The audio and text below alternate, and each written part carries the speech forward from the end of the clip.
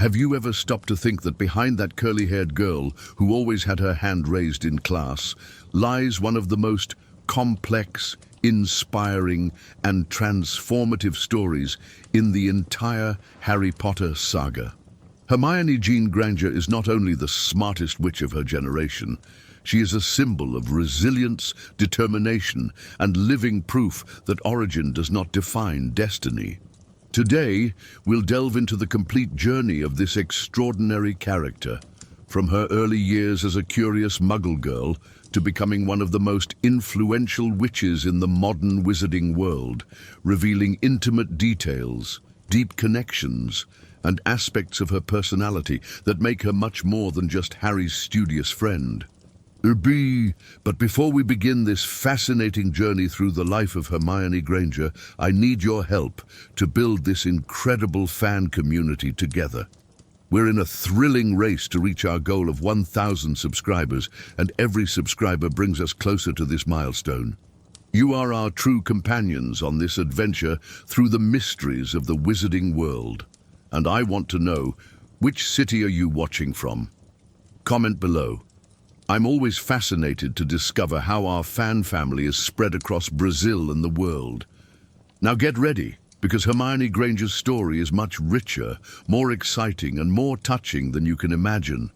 Our story begins on a rainy afternoon on September 19th, 1979, when a special girl was born at St. Bartholomew's Hospital in London, the daughter of two dedicated dentists who could never have imagined they were bringing into the world someone who would not only change the course of magical history, but also challenge age-old prejudices about blood and origin. Dr. Michael Granger and Dr. Amanda Granger were practical, scientific people who firmly believed in the power of education and knowledge to transform lives. Hermione's early childhood was marked by clear signs that she was no ordinary child. At 6 months, she was already babbling sounds that sounded surprisingly close to real words. At 9 months, she walked with an impressive level of coordination that left other parents perplexed. But what was most striking was her gaze, an almost adult-like intensity, as if she were absorbing and processing information at a level far beyond her years.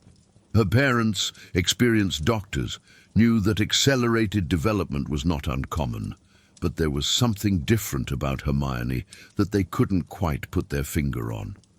By the age of 2, Hermione's voracious curiosity was already legendary among family and friends.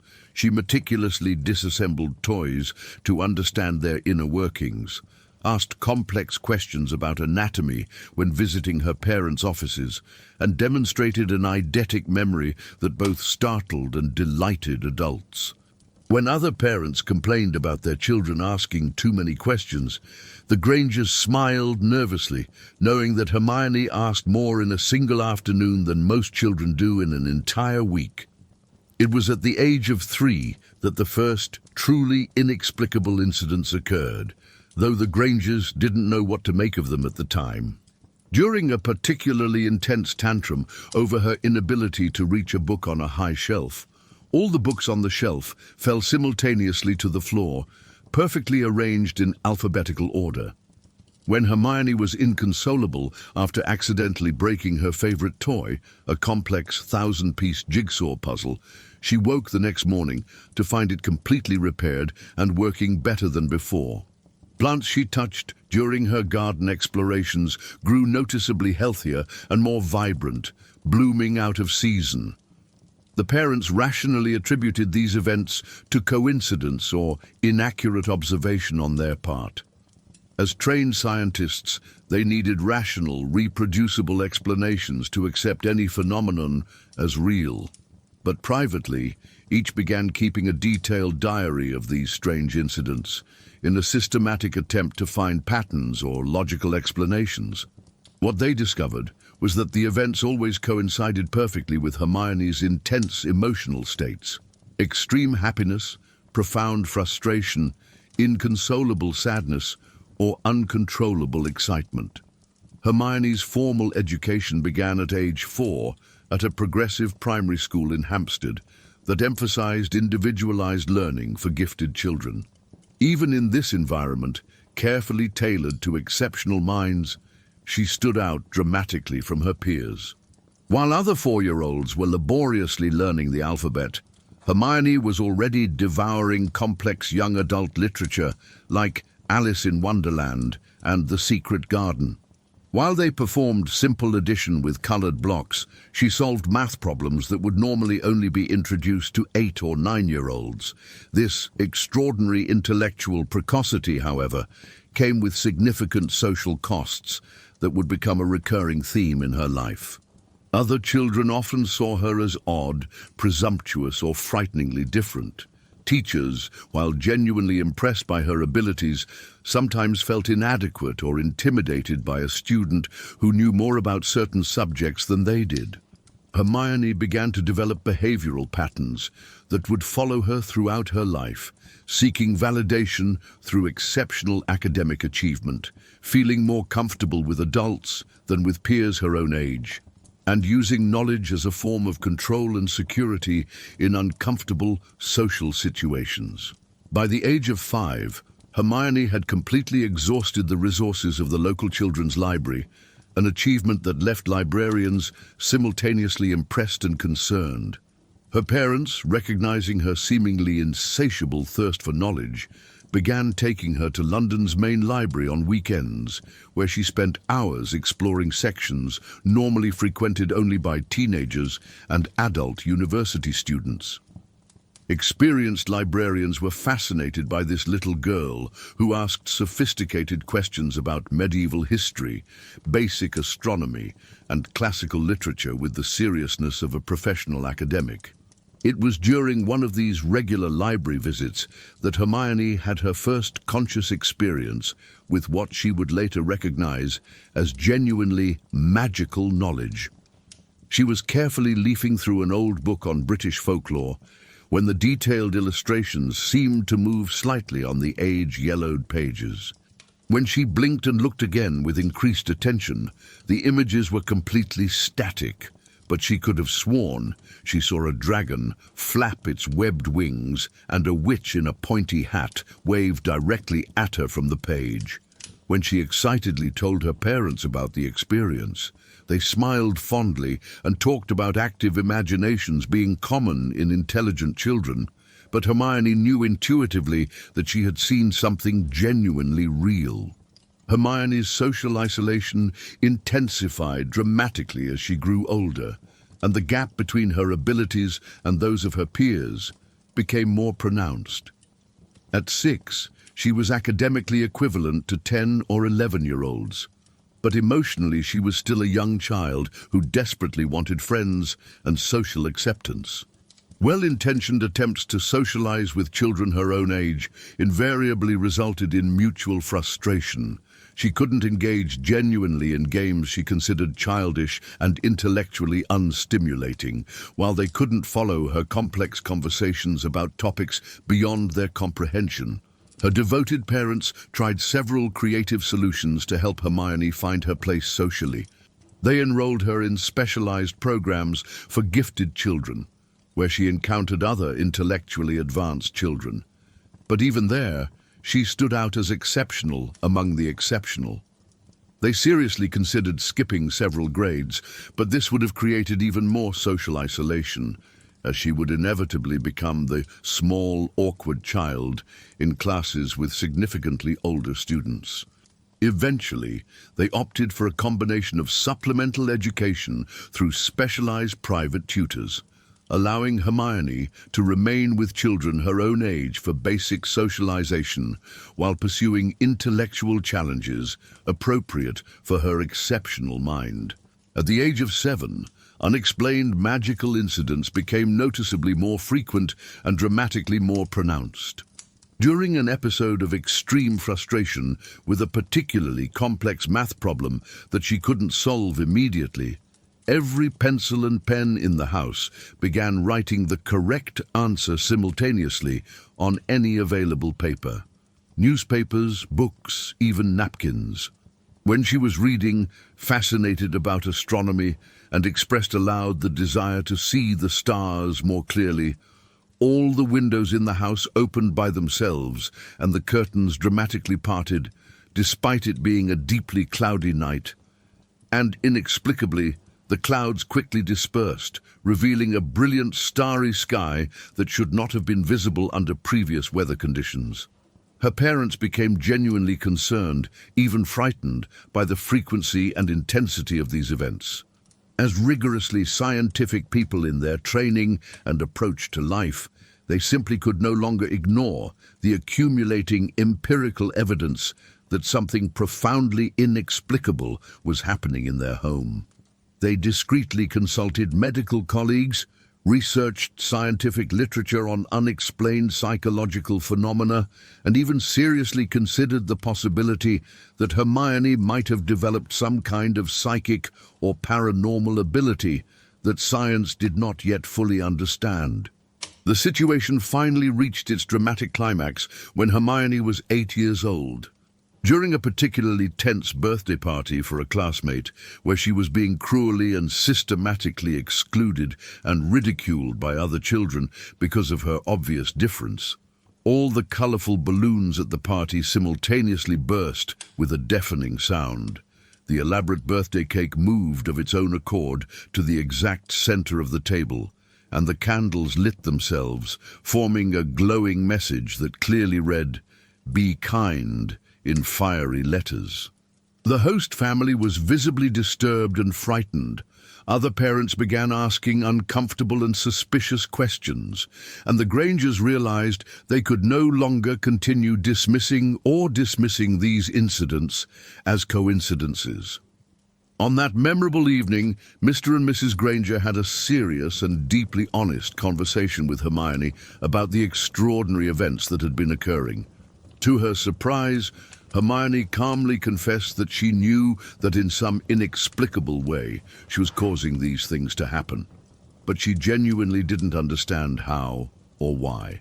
She articulately explained that when she felt very intense emotions, especially deep frustration, overwhelming sadness, or fierce determination, the things around her seemed to automatically respond to her feelings as if they were alive and conscious. This frank conversation marked a fundamental turning point in the Granger family dynamic.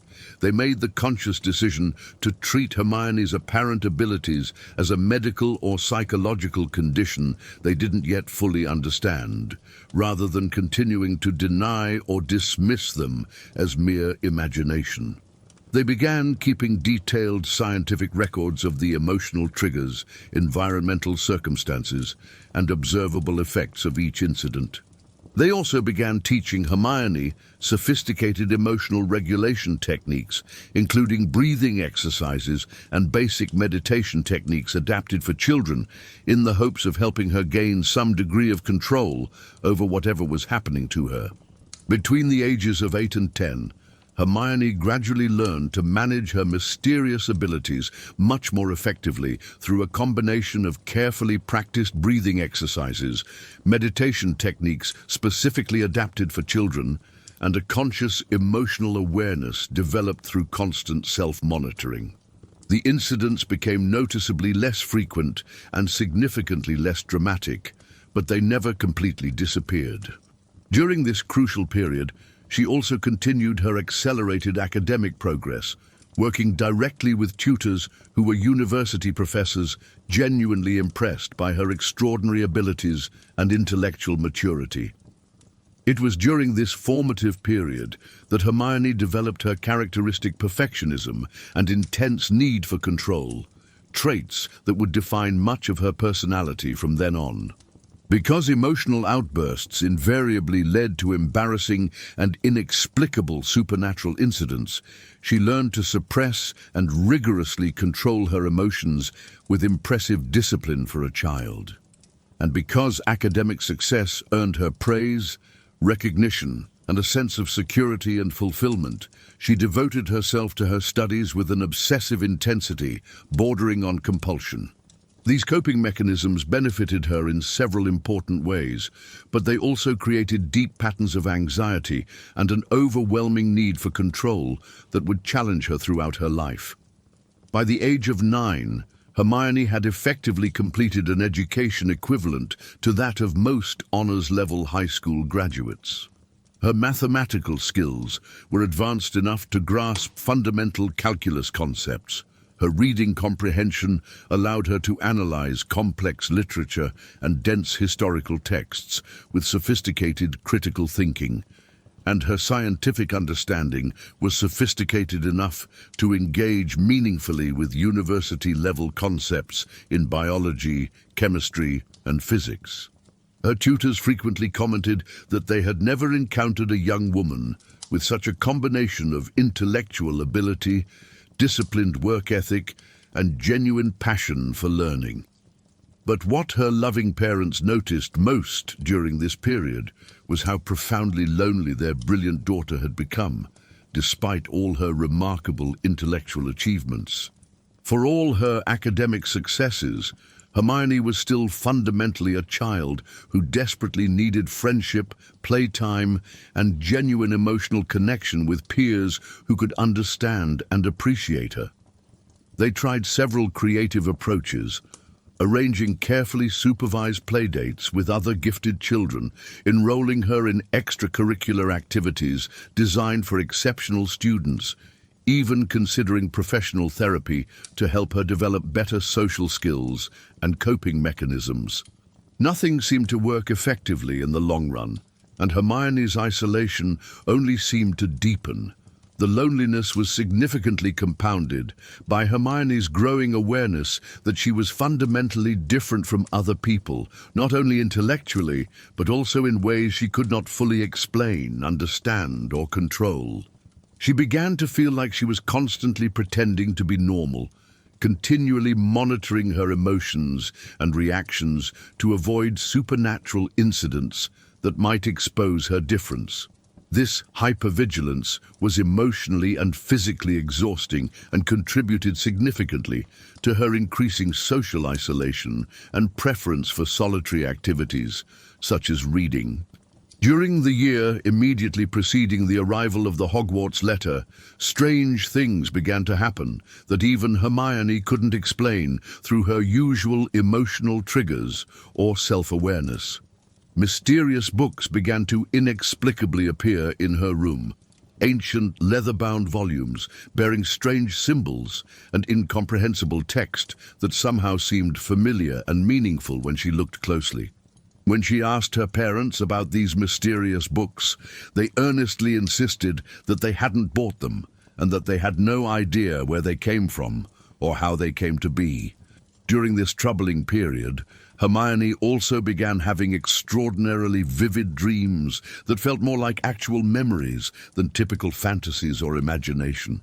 She constantly dreamed of vast libraries filled with moving images and books being read aloud, of people wearing flowing robes and carrying strange wooden staffs that seemed to channel light and energy, of creatures that looked exactly like illustrations from fairy tales, but seemed completely real and alive in her dreams. These dreams were so vivid, detailed, and consistent that she began keeping a comprehensive dream journal, carefully recording every detail and trying to find patterns, meanings, or explanations for what she was experiencing. The arrival of her Hogwarts letter on her 11th birthday was simultaneously shocking and somehow deeply anticipated. When Mrs. Granger brought her the thick yellowed envelope, addressed in distinctive emerald green ink to Miss H. Granger, second bedroom, 27 Maple Street, London. Hermione's first reaction was not disbelief or confusion, but rather a profound sense of recognition and certainty. Somehow, a part of her had expected something exactly like this to happen, even if she couldn't articulate why or how. When Professor McGonagall arrived to comprehensively explain Hogwarts and directly demonstrate real magic, the Granger family's understanding of reality fundamentally and irreversibly changed. For Mr. and Mrs. Granger, it was utterly devastating. The discovery that an entire hidden world existed alongside their own, that their beloved daughter was naturally part of a community they never knew existed, that everything they thought they understood about the nature of reality was incomplete and limited. For Hermione, a revelation was a mixture of overwhelming vengeance and genuine terror in equal measure. Finally, she had a comprehensive explanation for all the strange incidents, for her persistent feeling of being different and isolated, for the mysterious dreams and inexplicable books. But it also meant leaving absolutely everything familiar behind and entering a completely unfamiliar world, where her hard-won academic achievements would mean nothing, where she would once again be an outsider desperately trying to prove herself worthy of acceptance and belonging. Professor McGonagall spent several patient hours with the entire family, methodically answering their numerous questions and demonstrating various aspects of magic to help them understand what Hermione would be doing.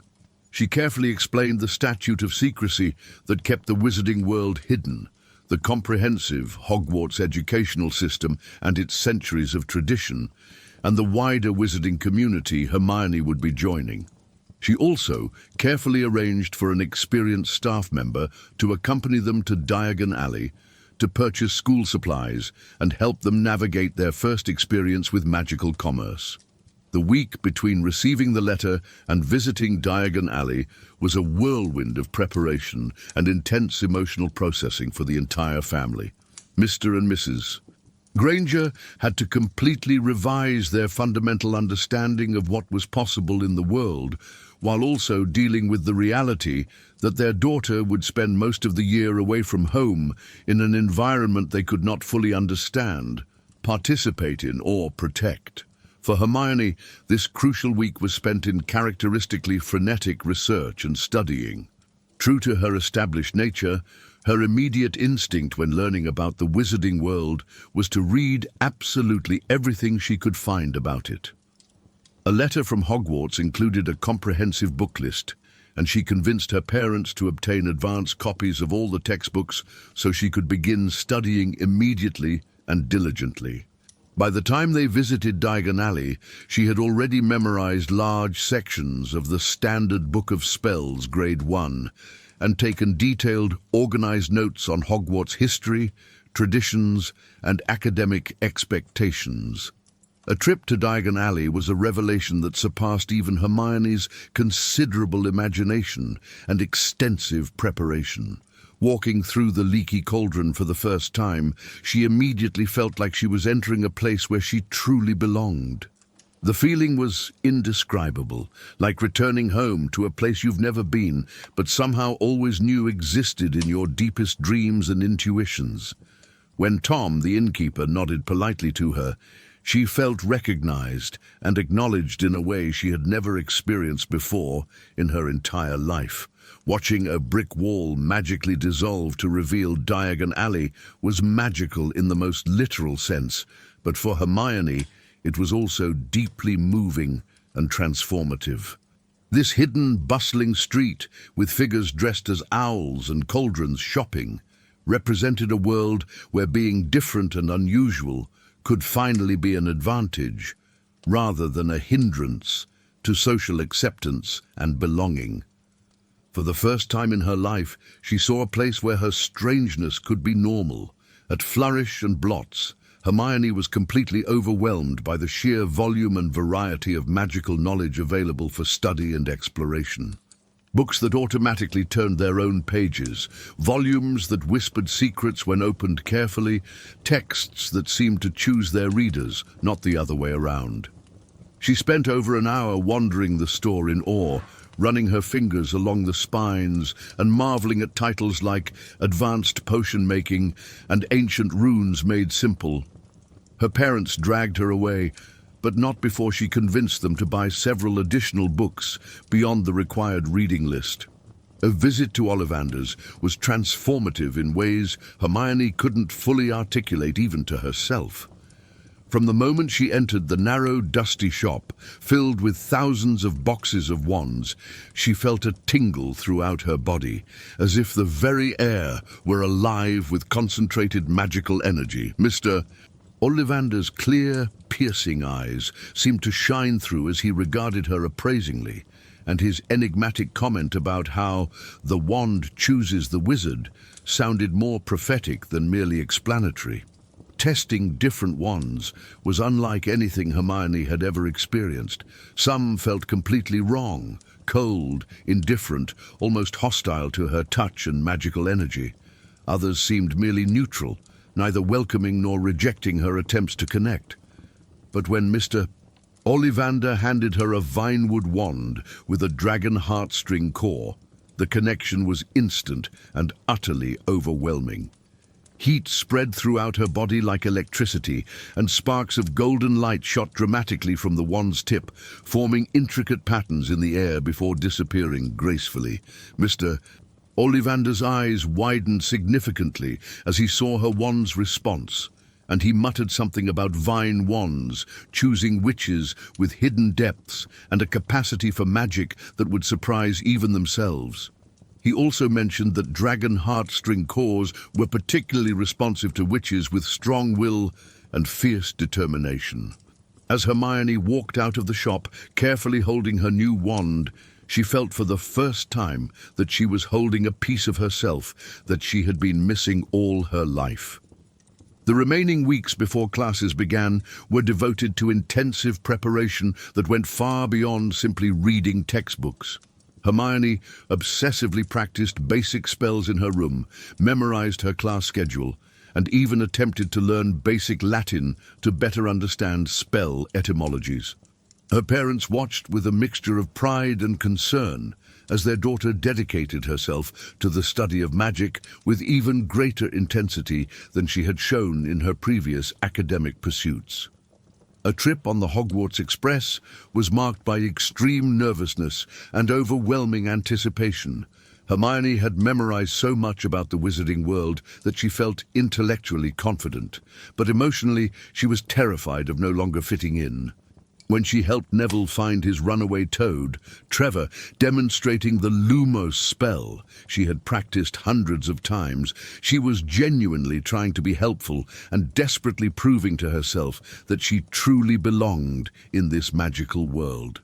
The encounter with Harry Potter and Ron Weasley on the train was a pivotal moment that would define their most important relationships. Hermione had read extensively about Harry in The Rise and Fall of the Dark Arts and other historical texts, and was genuinely excited to meet him, but also eager to make a good impression and demonstrate her knowledge. Her enthusiastic display of magical knowledge, while well-intentioned and accurate, came across as somewhat showy and know-it-all, establishing a social dynamic that would take considerable time and shared experience to overcome.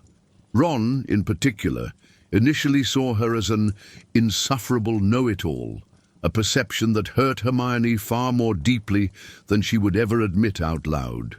This casual dismissal touched on her deepest fears that she was too smart, too eager, too different to be truly accepted and loved for who she was, rather than just tolerated for what she knew.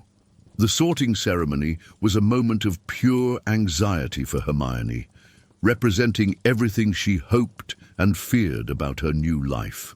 The Sorting Hat seriously considered placing her in Ravenclaw, immediately recognizing her exceptional thirst for knowledge and brilliant analytical mind.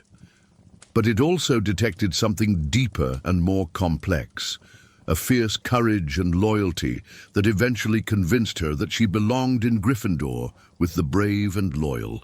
Hermione felt both relieved and worried about her sorting. She desperately wanted to be in the same house as Harry and among people known for bravery and heroism, but secretly worried that her natural academic nature wouldn't mesh well with Gryffindor's reputation for bold actions and physical courage rather than intellectual achievement.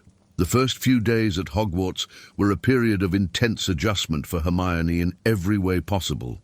Academically, she excelled almost immediately in virtually every subject, but socially, she struggled significantly to find her place in the complex dynamics of home life. Her fellow Gryffindors saw her as overly competitive, always raising her hand first, always rushing to the library to do additional research beyond her homework. What they didn't understand was that for Hermione, knowledge was her greatest passion and her primary method of coping with the anxiety of being in a completely new and unpredictable environment. Harry and Ron's friendship blossomed unexpectedly and dramatically during a terrifying incident with a mountain troll on Halloween night. Until that terrifying moment, Hermione began to seriously question whether she had made the right decision in accepting the invitation to Hogwarts.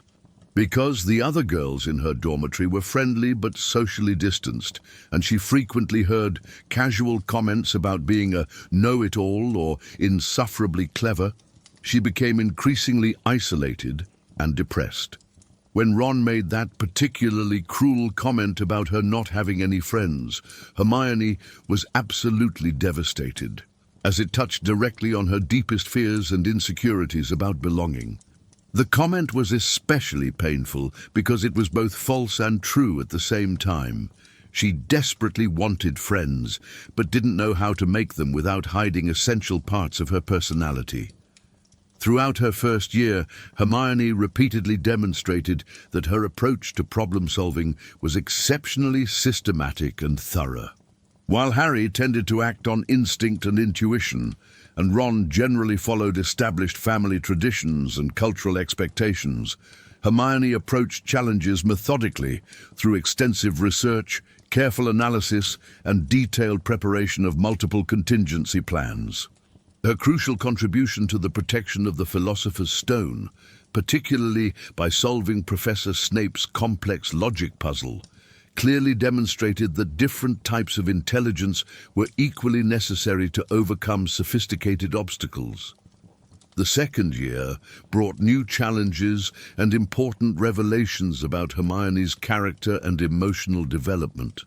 The arrival of Gilderoy Lockhart as defense against the dark arts professor revealed a more vulnerable and relatable side to her normally controlled personality. Hermione, who usually demonstrated exceptional judgment of people and situations, was completely captivated by Lockhart's apparent charm and alleged competence, demonstrating that even highly intelligent people can have significant blind spots, especially when dealing with charismatic authority figures who seem to embody their intellectual ideals. Her obvious crush on Lockhart was much more than just teenage attraction or celebrity adoration. It represented Hermione's deep desire to find adult mentors who genuinely recognized and valued her intelligence and potential, rather than feeling intimidated or threatened by them. Lockhart, with his seemingly vast knowledge and confident charisma, seemed like exactly the kind of intellectual authority figure she had always hoped to meet and learn from. A subsequent discovery that Lockhart was a complete imposter and incompetent coward was devastating to Hermione on several levels. Not only had she been deceived by someone she trusted and admired, but it also provided a stark lesson in not idealizing people based solely on appearances, reputation, or superficial charm. This experience taught her a profound skepticism toward authority figures and the importance of evaluating people based on their actions, not their words or public image. The Chamber of Secrets incident brought terrifying aspects of magical prejudice to light for Hermione for the first time. As a Muggle-born witch, she was the direct target of threats, and for the first time she faced systematic prejudice and hatred based purely on her ancestry, rather than anything she had done or failed to do. The cruel term mudblood was not just a nasty insult. It was a direct attack on her fundamental right to exist and belong in the magical world. Hermione's obsessive research into the Chamber of Secrets demonstrated her growth as a person and a student. She wasn't just trying to solve a fascinating academic mystery, she was literally researching her own survival and the survival of other Muggle-born students who were being targeted for persecution and possible murder. Her discovery that the basilisk was a monster was a triumph of intelligence and determination over prejudice and ignorance, definitively proving that blood status had no correlation with magical ability or worth.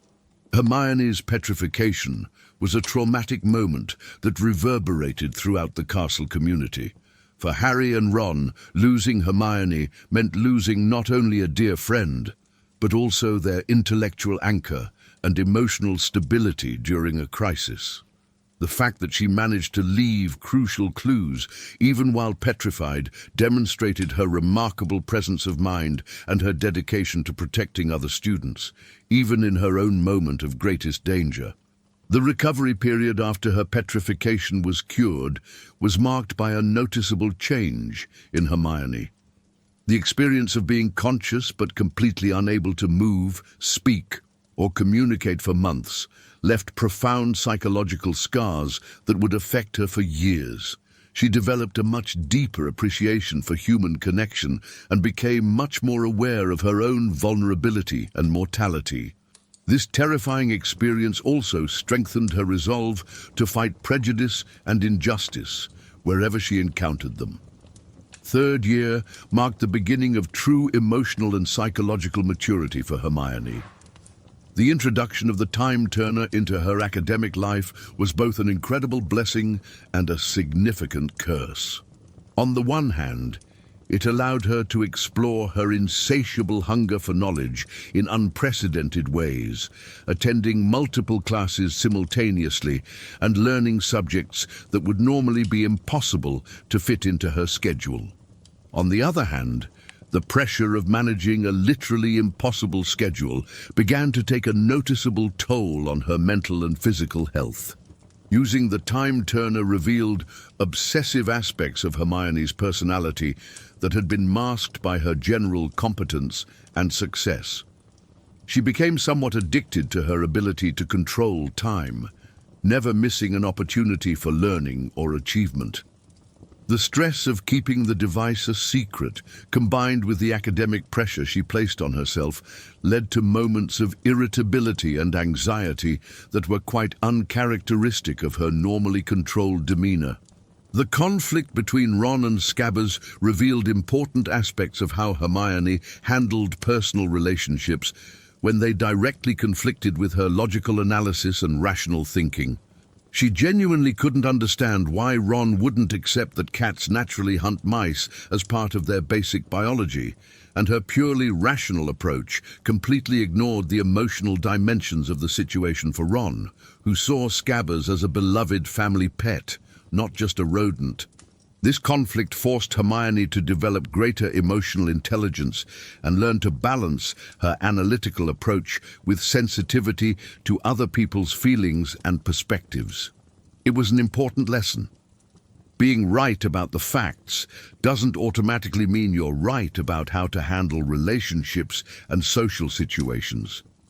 The revelation about Sirius Black and Peter Pettigrew was a defining moment in Hermione's intellectual and moral development.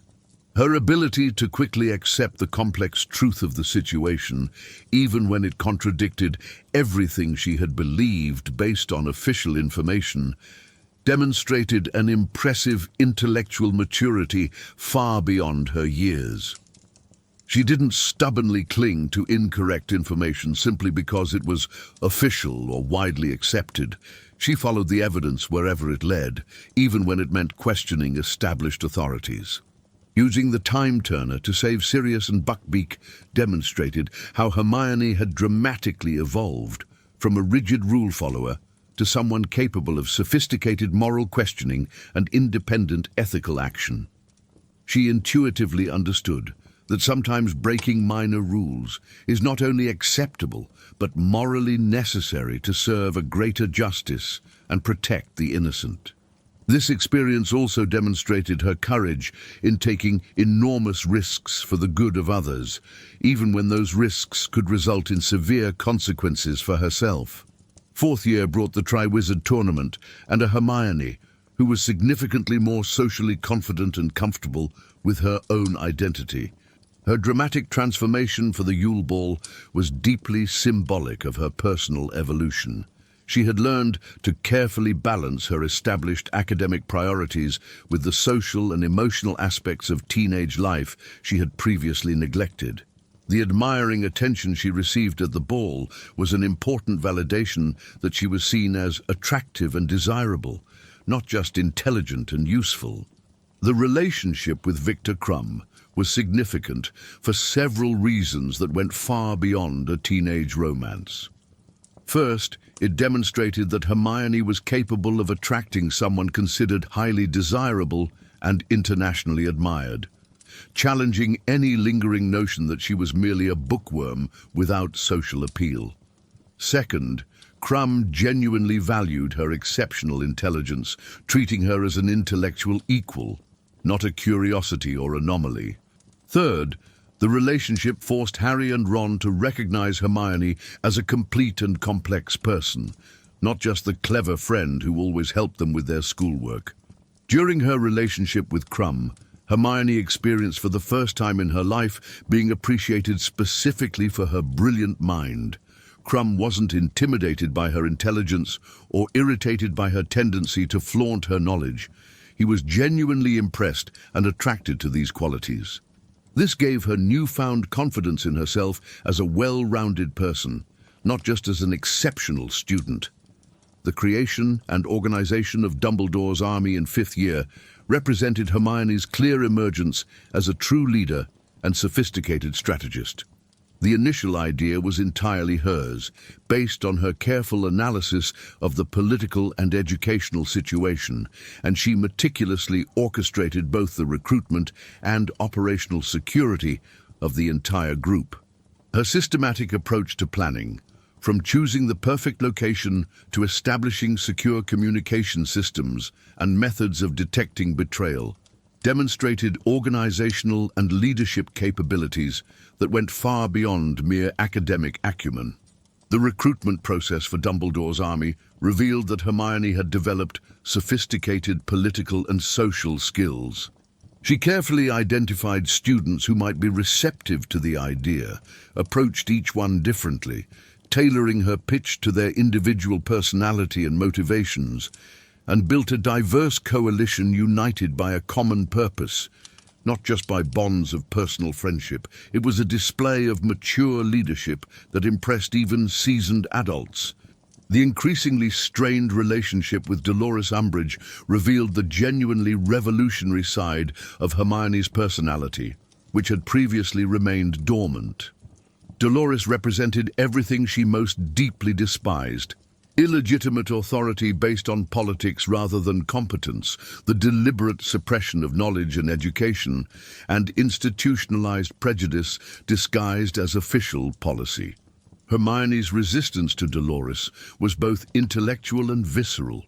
She simply could not accept or tolerate an educational system that knowingly kept students ignorant and defenseless.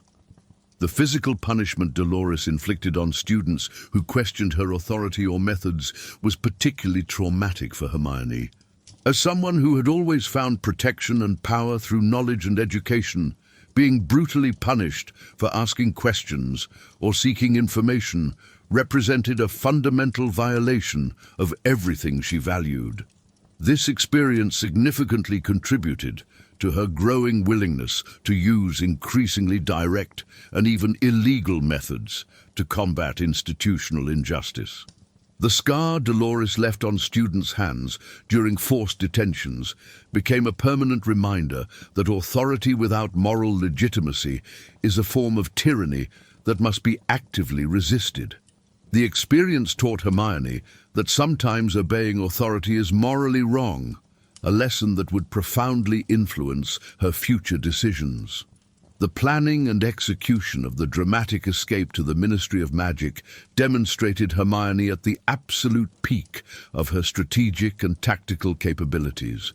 She anticipated multiple possible scenarios, prepared alternative solutions for unexpected contingencies, and precisely coordinated a diverse group of inexperienced teenagers on an extremely dangerous life-or-death mission. Her ability to maintain mental clarity and make rational decisions under extreme pressure was crucial to the entire group's survival. During planning, Hermione demonstrated a sophisticated understanding of group psychology and leadership dynamics.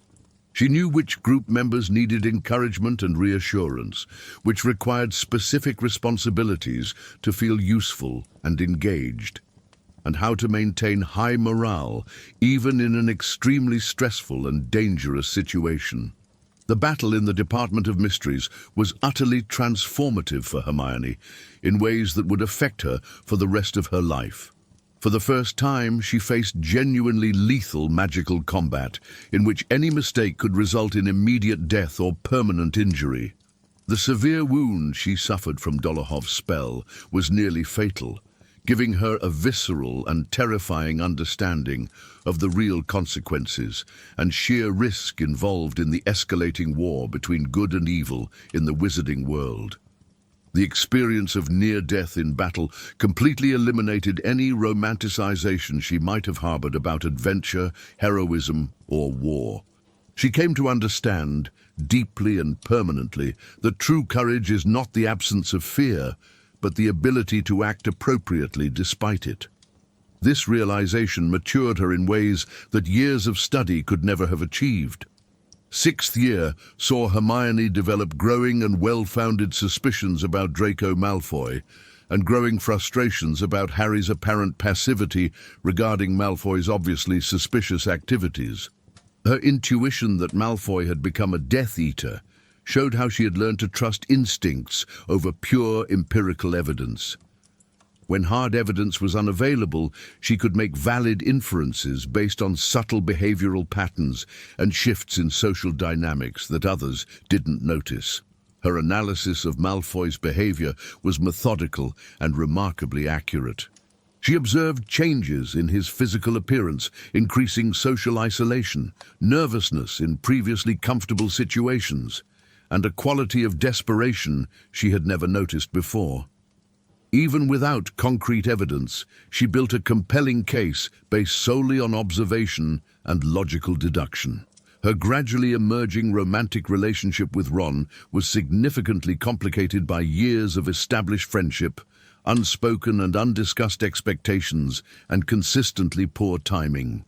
Hermione had begun to see Ron completely differently, noticing qualities in him that she had previously taken for granted or underappreciated.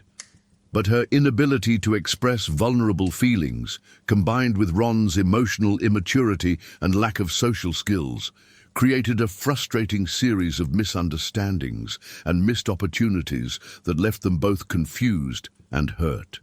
The accidental kiss during apparition class was both a moment of genuine connection and a source of frustration and renewed confusion.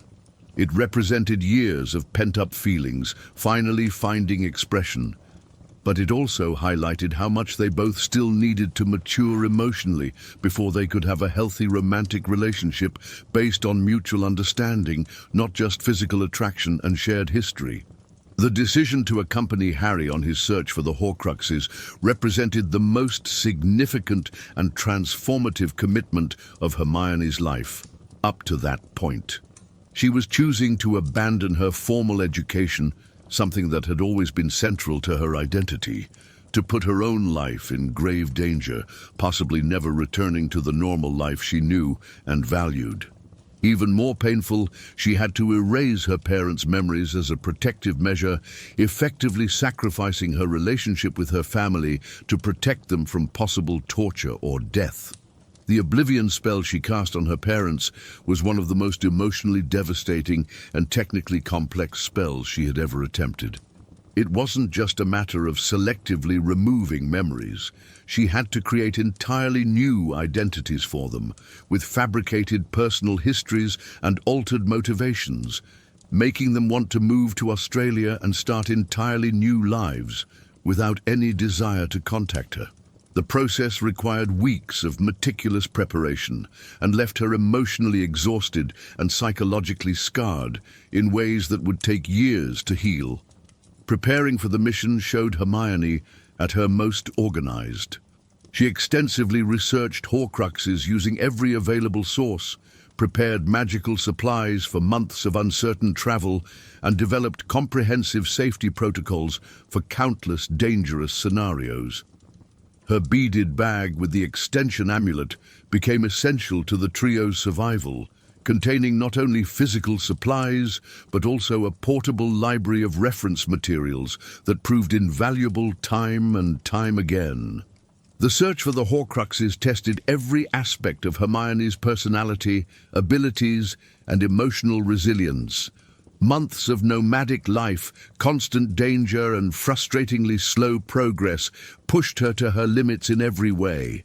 Her ability to maintain morale and focus when Harry and Ron lost hope or became discouraged was crucial to the continuation of their mission. She became, in many ways, the group's emotional anchor during their darkest moments. The period when Ron left the group was particularly difficult for Hermione, emotionally and psychologically. In addition to the personal pain of losing someone she loved deeply, she had to deal with the guilt of being unable to prevent his departure and the additional responsibility of supporting Harry through his own emotional crisis and depression. Her strength during this period demonstrated an emotional maturity she had developed over the years, facing increasingly serious challenges and life-threatening situations. During Ron's absence, Hermione also had to confront her own feelings about their relationship and what it meant to her personally. She realized that her feelings for Ron were much deeper and more complex than simple friendship or teenage attraction. Being separated from him during such a dangerous time forced her to recognize how much she valued him, not only as a friend, but also as a potential life partner. The mission to the Ministry of Magic to retrieve Slytherin's locket was a supreme test of Hermione's planning and adaptability under pressure. Using Polyjuice Potion to disguise themselves as Ministry officials, they had to navigate a hostile environment where any mistake could result in immediate capture, torture, or death. Hermione's ability to adapt quickly to ever-changing circumstances and improvise solutions to unexpected problems was essential to the success of an incredibly dangerous mission. During an infiltration of the Ministry, Hermione had to maintain her disguise while dealing with the psychological stress of seeing Muggle-born witches and wizards being prosecuted and imprisoned for crimes that were nothing more than mere existence. Watching injustice being systematically perpetrated without being able to immediately help was emotionally devastating and strengthened her resolve to fight against such persecution. The escape from Malfoy Manor after her capture was another defining moment that tested every aspect of Hermione's courage and resilience. Under torture by Bellatrix Lestrange, she demonstrated extraordinary bravery, refusing to reveal crucial information even under extreme physical and psychological pain. Her ability to endure torture without breaking demonstrated an inner strength that went far beyond intellectual capacity or academic achievement. The torture Bellatrix inflicted was both physical and psychological, designed to break her will and force her to betray her friends. Hermione's refusal to give up information that would lead to Harry's death, even in the face of excruciating pain, was a testament to her loyalty and moral courage. This experience marked her transition from a brilliant student to a true war veteran. A torture experience left lasting scars on Hermione that extended far beyond the physical scars. She developed symptoms of post-traumatic stress disorder that affected her confidence, sleep patterns, and emotional stability for years. The recovery process forced her to accept help from others and recognize that even she had limits that should not be tested or exceeded without serious consequences. The Battle of Hogwarts represented the culmination of all her years of growth, preparation, and character development. She fought with skill and courage, but also served as a strategist and organizer, coordinating defensive efforts and maintaining communication between different groups of combatants. Her contribution to victory was both intellectual, through her knowledge of protective spells and tactical planning, and physical, through direct participation in combat. During the battle, Hermione demonstrated that she had fully integrated all aspects of her personality and abilities. She was simultaneously a scholar who understood the theoretical principles behind complex magic, a strategist who could coordinate large-scale defensive operations, and a warrior who could fight effectively in direct combat. This integration of intellectual and physical courage represented the pinnacle of her personal development. The moment she embraced Ron after he returned with Harry from the Chamber of Secrets, having successfully destroyed Hufflepuff's cup, was a moment of emotional release, years in the making. Finally, amidst chaos and danger, they could express feelings that had been suppressed by fear, inopportune timing, and external circumstances beyond their control. After the war, Hermione faced the significant challenge of rebuilding a normal life after years of conflict, trauma, and constant danger. Her decision to return to complete her 7th year at Hogwarts demonstrated her continued commitment to education and formal learning, but it also served as a way to process recent traumatic events in a familiar and supportive environment. She became an inspirational figure for younger students who had lived through dark years and needed examples of resilience and hope. Returning to Hogwarts after everything she had experienced was both comforting and strange. The castle that had once seemed so magical and impressive now felt familiar, but transformed by her experiences. She had difficulty relating to younger students who worried about normal academic matters when she was repeatedly faced with life-or-death situations. This disconnect helped her realize how much she had changed and grown. Hermione's career at the Ministry of Magic began strategically in the Department for the Regulation and Control of Magical Creatures, where she worked tirelessly to improve the conditions of house elves and other oppressed magical beings. Her approach was characteristically methodical and thorough, combining passionate advocacy with rigorous research and sophisticated political strategy, rather than simple emotional appeals.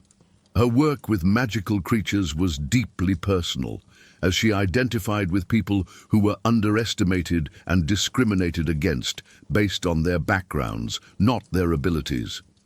She deeply understood what it was like to be judged and rejected based on factors beyond one's control, and this understanding influenced her compassionate yet practical approach to reform. Eventually, she transferred to the Department of Magical Law Enforcement, where she worked systematically to remove discriminatory legislation against Muggle-borns and other marginalized populations. Her legal reforms had a lasting impact on magical society, creating greater equality of opportunity and legal protection for groups vulnerable to persecution and discrimination. Her legal work was characterized by meticulous attention to detail and a comprehensive understanding of both magical laws and their social implications. She didn't just amend individual laws, she worked to create systemic changes that would prevent future discrimination and protect vulnerable populations for generations. Marriage to Roni was the natural culmination of a relationship that developed through deep friendship, shared traumatic experiences, and gradually recognized love. While there were still occasional conflicts over different problem-solving approaches and life priorities, they learned to appreciate and complement each other's strengths, rather than be frustrated by their differences. Their relationship worked because they grew together through shared challenges, rather than simply growing apart. They understood each other's courage, loyalty, and core values, even when they disagreed on methods or priorities. Their love was based on genuine respect and admiration for each other as whole people. As mother to Rose and Hugo, Hermione brought the same dedication and thoughtfulness that characterized all her endeavors. She was determined to raise children who were confident in their magical abilities, but also aware of their responsibilities to society and others. Her experiences as a Muggle-born witch influenced her approach to ensuring her children appreciated both the magical and Muggle worlds. Hermione's parenting style balanced high expectations with emotional support. She wanted her children to excel academically, but also to develop empathy, kindness, and social responsibility. She taught them that intelligence was a gift that should be used to help others, not to gain an advantage over them. Hermione's lasting contribution to the wizarding world extended far beyond her professional achievements or political reforms. She represented the power of education, determination, and moral courage to overcome prejudice and create positive social change. Her life demonstrated conclusively that origin does not determine potential, and that individuals can shape society through a sustained commitment to justice and lifelong learning. Her example inspired an entire generation of young witches and wizards, particularly Muggle-born students, to pursue their dreams and ambitions without being limited by their background or origins. She demonstrated that excellence can be achieved through hard work and determination, rather than just natural talent or social advantages. Throughout her adult life, Hermione never lost her fundamental love of learning and intellectual discovery. Even decades after leaving Hogwarts, she continued to read voraciously, researching new areas of magical knowledge and seeking to understand complex problems from multiple perspectives and disciplines. This intellectual curiosity remained a driving force in her personality and contributed to her continued effectiveness as a reformer and leader. Her approach to lifelong learning was systematic and purposeful, rather than just casual interest. She identified important problems that needed solutions and then acquired all the knowledge necessary to address them effectively. This combination of passion and pragmatism made her particularly effective as a social reformer. Perhaps most importantly, Hermione's story serves as a testament to the power of friendship and collaborative effort in achieving significant goals. While her individual achievements were impressive and important, her greatest successes came through working effectively with others, particularly Harry and Ron, but also many other allies and colleagues, to achieve goals that neither of them could have achieved alone. She intuitively understood that even the most brilliant minds are strengthened through diverse perspectives and mutual support. Her ability to collaborate effectively while maintaining her intellectual independence was a key factor in her success as a leader and reformer. She knew when to lead and when to follow, when to insist on her own ideas, and when to compromise to achieve greater results. Hermione Granger's legacy in magical society is multifaceted and enduring. As a policymaker and legal reformer, she created lasting changes that improved the lives of countless magical beings and created more equitable opportunities for future generations. As a role model and inspirational figure, she demonstrated that excellence and moral leadership can come from any background. Her intellectual approach to social problems, combining in-depth research with practical implementation and political strategy, became a model for effective reform that influenced a generation of activists and policymakers. She demonstrated that passion alone was not enough to create change. It needed to be combined with knowledge, strategy, and persistence. Her personal growth story, from a lonely, studious child to a confident, accomplished adult leader, offers hope and inspiration to those who feel different or isolated. She demonstrated that characteristics that seem like disadvantages, being too smart, too serious, too different, can become advantages when properly developed and directed toward meaningful purposes. Ultimately, Hermione Granger represents a unique synthesis of intellectual excellence and moral conviction rare in any society or historical period. Her ability to combine academic achievement with practical action, analytical thinking with emotional intelligence, personal ambition, and genuine service to others makes her a truly exceptional individual whose influence extends far beyond her specific time and circumstances.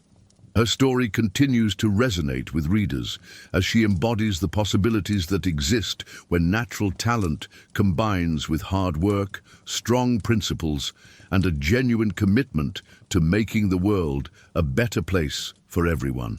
She proves that a properly educated and morally committed person can make a significant difference in society through sustained effort and intelligent action. Looking at Hermione's comprehensive journey from a lonely, intellectually precocious child to a confident and accomplished adult leader, we can see a clear pattern of continuous growth, adaptation, and deepening wisdom. Every challenge she faced, from social isolation in her early years to fatal dangers during the war, contributed to her development as a well-rounded human being with intellectual capabilities and emotional maturity. She never stopped learning, never stopped growing morally and intellectually, never stopped fighting for what she believed was right and just. Her commitment to excellence was matched by her commitment to using her talents and opportunities to benefit others, not just herself. This combination of personal fulfillment and social responsibility makes her a compelling and admirable character, whose example remains relevant and inspiring. So everyone, what an absolutely incredible and inspiring journey, isn't it? Hermione Granger's story is much more than just the story of a brilliant student. It's a true life lesson on how determination, moral courage, and strong values can transform not just an individual life, but an entire society. From that curious, lonely girl who read encyclopedias in the library to the woman who reformed discriminatory laws and changed the wizarding world forever, Hermione teaches us that our past doesn't define our future and that we all have the power to make a difference. What aspect of Hermione's incredible journey touched you most deeply? Was it her extraordinary courage in erasing her parents' memories to protect them during the war? The impressive way she overcame cruel prejudices about her Muggle heritage, the natural evolution of her complex relationships with Harry and Ron, or perhaps her transformation from an insecure girl into a courageous leader and social reformer. Let us know in the comments which specific moment in her story resonated with you. And most, don't forget to subscribe to the channel to help us reach 1,000 subscribers. Each of you is absolutely essential to our continued growth in this community, passionate about the magical world. And keep commenting on which cities you're watching from. It's always exciting and inspiring to see how our family of fans is spread across every corner of Brazil and the world. Until next time, and always remember, just as Hermione taught us through her inspiring example, it's never too late to learn. Something new grow as a person, and it's always worth fighting courageously for what's right and just, no matter how impossible or challenging it may seem at first.